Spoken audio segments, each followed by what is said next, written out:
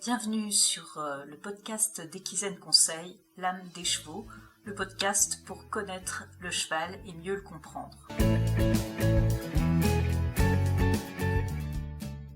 Bonjour, on se retrouve comme chaque semaine pour parler éthologie équine, comportement du cheval, éducation, relations et bien sûr bien-être du cheval. Cette semaine, on va aborder le problème de la peur chez le cheval. Quand notre cheval prend peur, situation qu'on a tous vécue un jour ou l'autre, ça peut être assez inconfortable, voire stressant aussi pour le cavalier, et même parfois dangereux. À l'état naturel, il ne faut pas oublier que le cheval, c'est une proie. Donc sa capacité à détecter le danger, c'est la condition de sa survie. Le cheval, il est programmé pour fuir tout ce qu'il va considérer comme potentiellement dangereux pour lui. Donc tout événement qui va provoquer de la douleur ou que le cheval évalue comme pouvant provoquer de la douleur, ça va déclencher la fuite. C'est ce qui peut arriver en particulier en milieu ouvert, c'est-à-dire quand vous êtes en extérieur avec votre cheval, il va partir au galop à fond et vos actions n'auront aucun effet sur lui. En fait, lui, il est juste en train de sauver sa vie. Souvent, on va se trouver dans une situation, quand on travaille avec notre cheval dans une carrière par exemple ou un manège, où le cheval ne peut pas fuir. Et c'est là qu'on va observer des défenses. Faute de pouvoir s'éloigner du danger, le cheval il va combattre. Et enfin, dans certains cas, le cheval va se figer avec un fort tonus musculaire. En anglais, on appelle ça le freezing. C'est une sorte de gel mental où le cheval se coupe de l'environnement. Il va plus réagir à aucune de nos sollicitations. Le problème, c'est que le plus souvent, quand il va sortir de cet état de gel mental, il va le faire par la fuite et de manière assez violente. L'objectif du cheval, ça va être de s'éloigner ou d'éloigner de lui l'élément qu'il a évalué comme dangereux pour retrouver de la sécurité et du confort. Alors non, le cheval ne fait pas semblant d'avoir peur. Déjà, c'est une démarche intellectuelle dont il n'est pas capable. Il se dit pas, tiens, j'ai pas envie de bosser aujourd'hui, alors je vais faire comme si j'avais peur. Ça n'existe pas. Ensuite, il faut être conscient du fait que le cheval ne perçoit pas le monde de la même manière que nous. Il ne comprend pas les choses de la même manière que nous. Donc c'est pas parce que nous, on n'a pas entendu, on n'a pas vu ce qui l'a effrayé que ça n'existe pas. Pour lui, c'est quelque chose de tout à fait réel. Alors, quels sont les stimuli qui peuvent déclencher une réaction de peur ?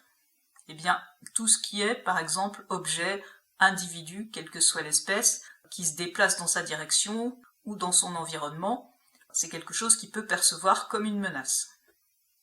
Les bruits soudains vont également déclencher, en général, une réaction de peur.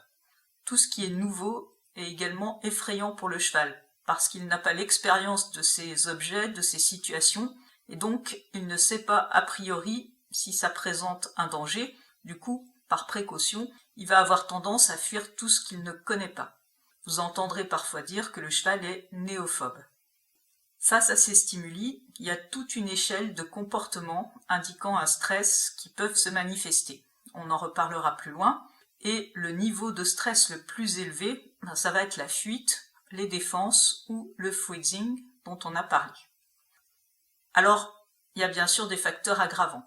Le stress chronique, par exemple, va générer de l'hyperréactivité chez le cheval, c'est-à-dire qu'il va surréagir au moindre petit événement qui se produit autour de lui. Ce stress chronique, il peut venir de conditions de vie inadaptées, c'est-à-dire pas assez de fourrage, une alimentation riche en céréales, un confinement au box, pas de contact libre avec des congénères. Ça peut aussi être lié à une peur de l'humain. Et dans le travail, ça peut venir également d'une incompréhension des demandes du cavalier. Tout ça, ça va générer du stress et donc de l'hyperréactivité. Le tempérament du cheval a également une influence. Certains chevaux seront naturellement plus réactifs, émotifs que d'autres. À quoi est-ce qu'on voit que notre cheval a peur ? On a effectivement des signes visibles ou des signes audibles. Le cheval va relever l'encolure et la tête, il va écarquiller les yeux, on va voir le blanc de l'œil, il va ronfler, souffler, son tonus musculaire va augmenter, la queue peut être relevée ou au contraire plaquée. Son activité locomotrice va augmenter, on peut aussi observer des défécations fréquentes. Tous ces signes, ça va traduire un fort stress. On a aussi des signes qu'on ne voit pas.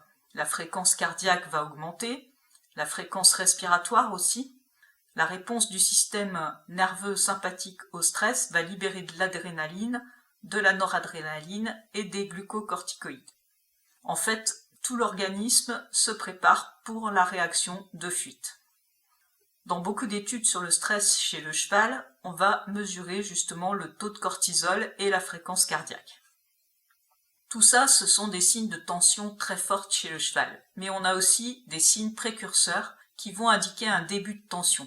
Si on sait les repérer, ça va nous permettre d'anticiper et d'aider le cheval à revenir au calme avant l'escalade dans la tension. On va donc essayer de détecter ces signaux. Ça va être les signaux d'apaisement, les comportements de substitution, les comportements de mise à distance par exemple. Alors, qu'est-ce qu'on peut faire pour améliorer la situation ? On peut travailler en amont pour aider le cheval à mieux gérer ses émotions, à comprendre que les choses qui l'entourent ne sont pas un danger pour lui. Plus on va faire ce type d'exercice, plus le cheval va avoir de la facilité à garder son calme. Ça ne veut pas dire qu'il va plus réagir à rien, mais ça va lui permettre petit à petit d'être capable de revenir au calme de lui-même. Pour cette préparation, on peut utiliser différents principes d'apprentissage, le renforcement positif, avec ou sans cliqueur, l'habituation, le contre-conditionnement. Il faut aussi qu'on soit capable de gérer la peur du cheval lorsqu'elle apparaît sans qu'on ait pu l'anticiper. Ça implique d'une part d'être capable de gérer nos propres émotions et aussi, d'autre part, d'être capable d'intervenir rapidement. On va pouvoir utiliser des outils comme le masquage, c'est-à-dire détourner l'attention du cheval sur autre chose en demandant un exercice un peu difficile par exemple.